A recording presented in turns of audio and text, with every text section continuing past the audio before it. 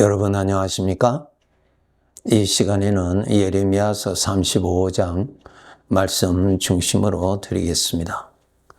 유다 민족들이 하나님을 떠나고 죄를 가까이 함으로 인하여서 우상을 섬기는 자가 되었어요. 즉 마귀를 섬기는 자가 되었습니다.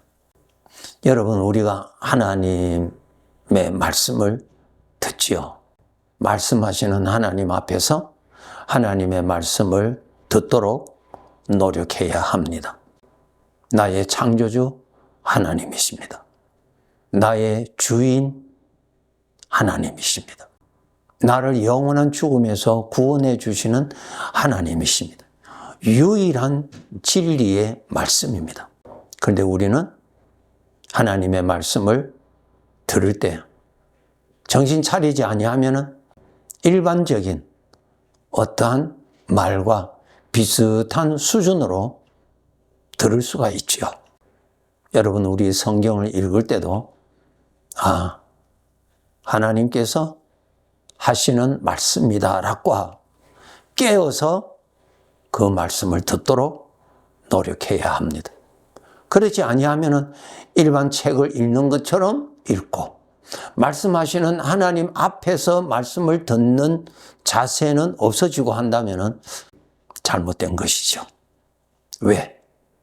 말씀하시는 하나님이 계시고 말씀하시는 하나님 앞에 내가 있으니까 믿음으로 생각을 하고 하나님의 말씀을 읽고 하나님의 말씀을 듣는 올바른 습관을 가지도록 해야 합니다. 우리가 성경을 읽을 때 이 성경은 이스라엘 백성들의 옛날 역사적인 내용이다라고만 생각한다면 지금 내가 말씀하시는 하나님 앞에 있는 것이 아니죠. 사무엘이 어릴 때부터 신앙적인 훈련을 잘 받은 사람이었죠. 어릴 때부터 하나님 앞에 있을 줄 알았어요. 출애굽기 3장에 보면은 미디안 광야에서 양을 치던 모세에게 하나님이 나타나셨죠. 떨기나무에 불이 임하였는데 그 불꽃 속에서 하나님이 나타나셨어요. 모세가 두려웠어요. 실제로 하나님 앞에 자신이 서 있다는 것을 깨달았지요. 우리 이런 믿음의 훈련을 가지도록 노력해야 됩니다. 여러분, 우리는 피조물인데 전능하신 하나님 입장에서 보면은 우리들은 하나님 앞에서 사는 자입니다. 하나님의 눈에서 벗어날 자 아무도 없지요. 아무도 없어요. 하나님은 멀리 계시고 나도 멀리 있는 자 아니에요. 잠언서 5장에 읽어보면 나옵니다. 인생의 길은 하나님 앞에 있다고요. 말라기 3장에 나오지요. 너의 말이 내 귀에 다 들린다고 그랬죠. 심지어는 너의 생각도 내 눈에 다 나타난다고 말씀하셨어요. 하나님 앞에서 인생을 삽니다. 이것 알고 우리가 믿음을 항상 깨어서 살도록 노력해야 됩니다. 민수기 14장에 보면은 내가 하는 소리 내가 다 듣는다 그랬죠. 이 말씀을 종합하면은 바로 하나님 앞에서 우리가 삽니다. 하나님만이 나를 바르게 심판하실 수 있는 유일한 분입니다. 왜? 하나님은 다 아시니까요. 누구 말을 듣고 판단하시는 분이 아니죠. 하나님은 다 아시니까 하나님만이 나를 심판하실 수 있는 유일한 분이에요. 실수가 없지요. 다 아시니까요. 그래서 우리 성도들이 살아갈 때 하나님 앞에서 사는 것임을 알고 살아야 돼요. 마태복음 28장 20절에 나오죠. 내가 너희와 항상 함께 있으리라. 하나님 앞에서 삽니다. 하나님이 들으시는 가운데 살고요. 하나님이 보시는 가운데서 살고 있습니다. 그래서 여러분이 성경을 읽으실 때 하나님이 없이 그냥 성경책을 읽으면 일반 책 읽는 거예요. 성경에 말씀하신 그 하나님이 지금 살아계시기 때문에 그 살아계시는 하나님이 성경책을 통하여서 나에게 말씀을 하시는 거죠. 출애굽한 이스라엘 백성들이 광야에서 아침마다 일어나서 만나를 거두어 드리는 일을 했어요. 그런데 처음에는 그 만나 하나님이 주셨기 때문에 너무너무 감사했죠. 그러나 매일매일 반복되니까 만나만 눈에 보이고 만나를 주시는 하나님은 눈에 보이지 않습니다. 이것이 사람이에요. 하나님이 없는 거예요. 만나를 주신 하나님이 만나보다도 더 보여야 되는데 만나는 보이는데 만나를 주신 하나님은 안 보이는 거예요. 그래서 민수기 11장에 읽어보면은 만나도 싫다고 그러잖아요. 이제 매일 같은 것을 먹으니까 싫다고 합니다. 뭐예요? 하나님이 없는 거예요. 하나님이 없어요. 자기 욕심 따라서 사는 거예요. 그렇게 살면 안 됩니다. 우리가 성경책 가지고 있어요. 성경을 읽어요. 설교도 들어요. 하나님이 없어요. 말씀하시는 하나님이 없어요. 성경은 알아요. 그런데 말씀하신 하나님이 없어요. 잘못이죠, 여러분? 하나님이 없는 말씀, 무슨 소용이 있어요? 일반 지식과 같은 지식으로 인정해 버리는데요. 내가 선택할 수도 있고 내가 버릴 수도 있는 말씀으로 그렇게 취급합니다. 아버지의 말씀이 그런 정도입니까? 아니죠. 나의 주인의 말씀인데요. 우리 성도들 알아야 돼요. 하나님이 있어야 돼요. 하나님 앞에서 삽니다. 그리고 이 세상 떠나면은 하나님 앞에서 심판받아요. 하나님이 계셔야 하나님을 섬길 수가 있죠. 하나님이 없으면은 지식으로만 사는 거예요. 섬긴다는 것은 하나님이 계셔야 섬기죠. 말씀하시는 하나님을 모실 줄 알아야 되고 성경을 읽을 때도 하나님 앞에서 말씀하시는 하나님 앞에서 성경을 읽어야 돼요. 그래서 그 성경을 통해서 하나님이 더 선명해져야 성경을 바르게 읽는 사람이에요. 성경 지식만 더하고 하나님은 더 선명하지를 않아. 잘못된 것이죠. 하나님이 없다면 그 말씀이 무슨 필요 있어요? 모든 말씀은 하나님을 더 믿도록 하게 하는 것입니다. 하나님을 믿는다는 말은 인격적인 관계가 깊어진다는 것이죠. 만남이 있어야 인격적으로 깊어지죠. 하나님이 없는데 어떻게 믿음이 자랍니까? 지식은 더 할 수 있죠. 그럼 믿음은 잘할 수가 없어요. 믿음이 뭐예요? 서로 신뢰하는 것 아니에요? 하나님이 없는데 무슨 신뢰가 일어납니까?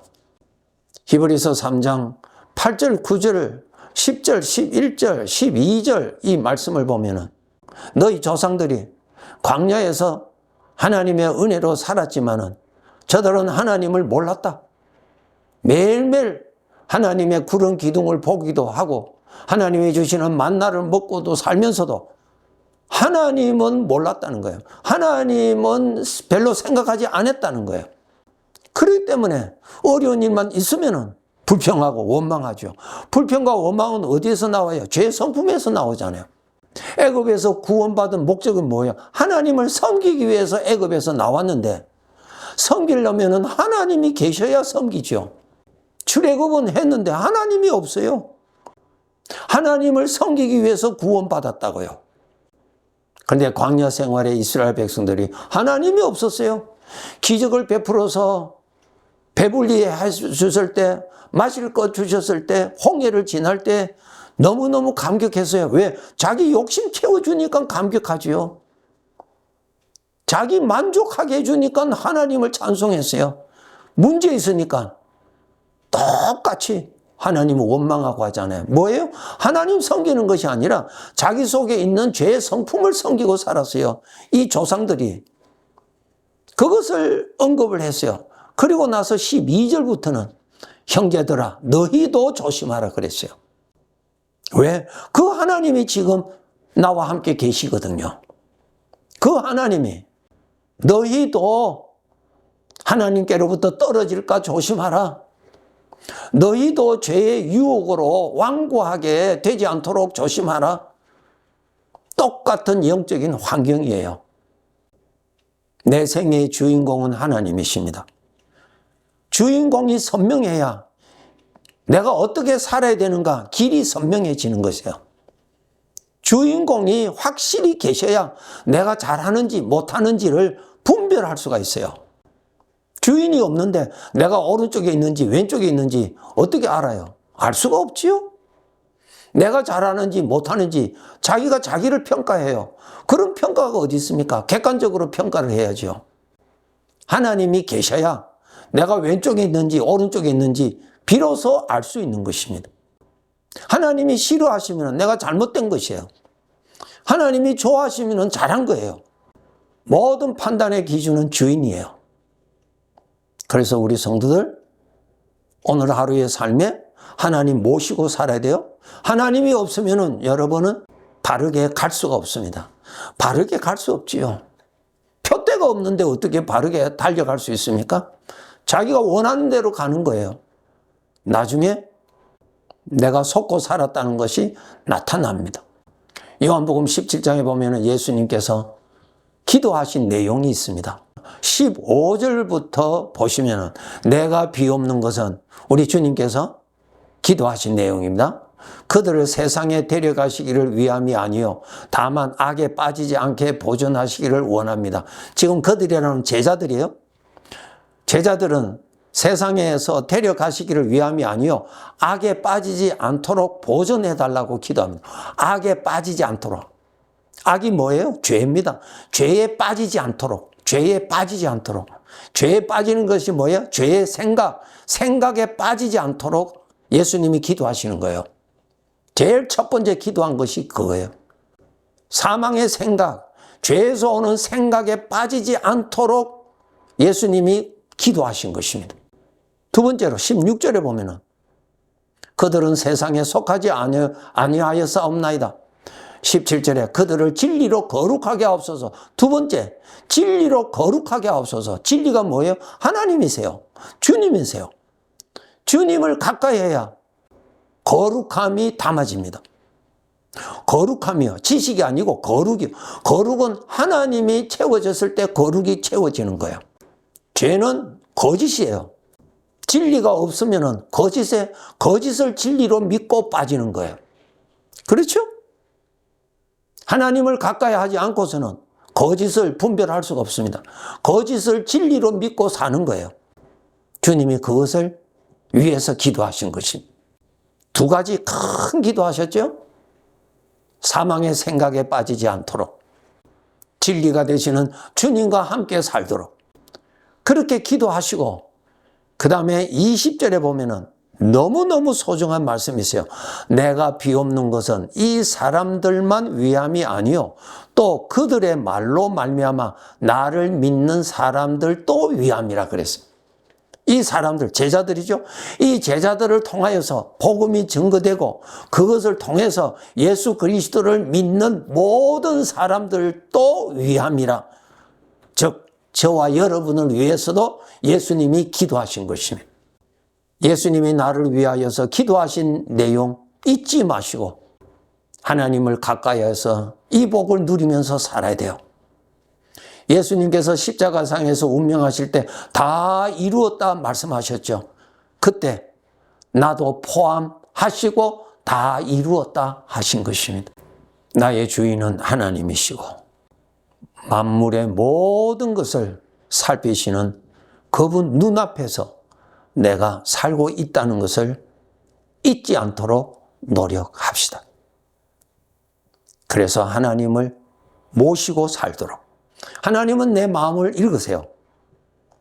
나를 전혀 생각하지 아니하고 마음에 나를 두지도 않고 사는지 나를 모시고 사는지 다 알고 계세요. 말라기 3장에 하나님을 섬기는 자와 섬기지 아니하는 자로 나누어진다고 말씀하셨습니다. 하나님 앞에서 사는 피조물입니다. 우리도 이 세상을 떠나면은 하나님 앞에서 내 눈으로 하나님을 보게 될 것입니다. 그때에 하나님으로부터 칭찬 받을 수 있도록 내가 잘 살았다. 나를 섬기느라고 수고했다. 그 칭찬 받아야 되겠죠. 믿음으로 꼭 삽시다. 네. 감사합니다.